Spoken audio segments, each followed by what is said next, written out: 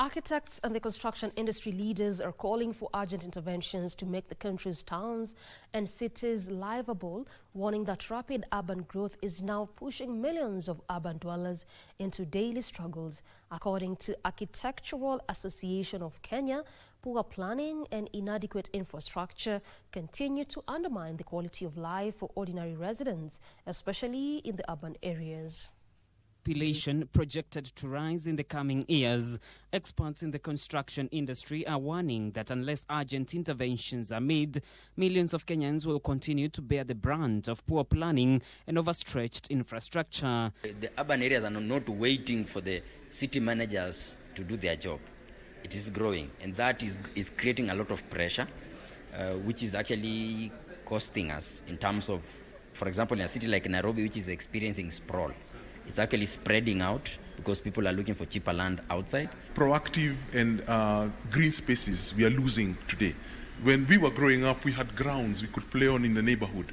Those grounds have been replaced with 25-story buildings and 14, 15-story buildings. So we are losing the green spaces. Speaking during the signing of a memorandum of understanding between the Architectural Association of Kenya and Crown Paints, the association's president, George Ndege, called for urgent policy reforms at the levels of the devolved units to ease the pressures of rapid urban growth in the country. It's the mandate of the city managers, the county government, to put together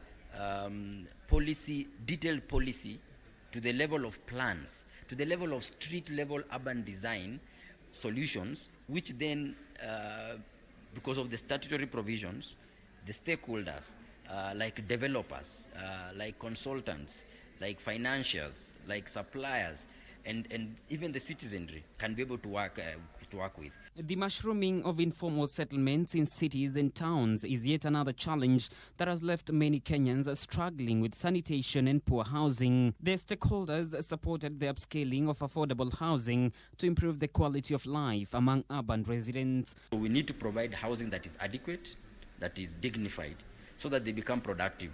This is a critical population of people that are working and building the nation. So they need to live in a better dignified space. On his part, Crown Paints Group Chief Operations Officer Richard Muturi reiterated the crucial role of partnerships between professionals and the private sector in transforming city spaces. That brings a completely different dynamic in terms of the products that we are coming up with to provide a solution to affordable housing. And that's where now you can understand now and see where those partnerships come from and why important they're so important. And we've been able to be specified for affordable housing because we are meeting the solution and not just the product. The pact between the two organizations is set to cement key areas of cooperation, not only in business, but also in advancing corporate social responsibility, including nurturing emerging skills in the construction sector. John Kahiro for Lunchtime News.